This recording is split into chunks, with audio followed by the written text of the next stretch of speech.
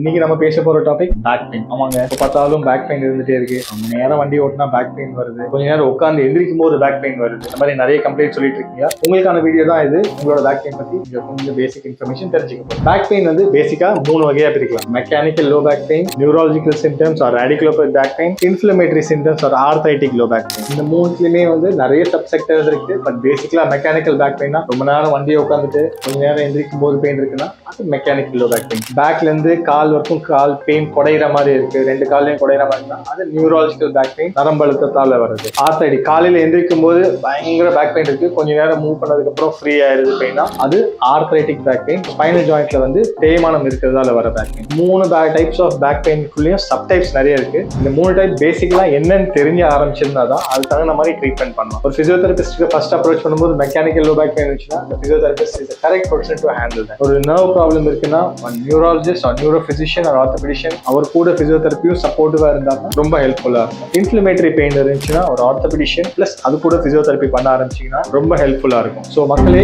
Be aware. எல்லா back பெயினும் ஒன்றும் கிடையாது.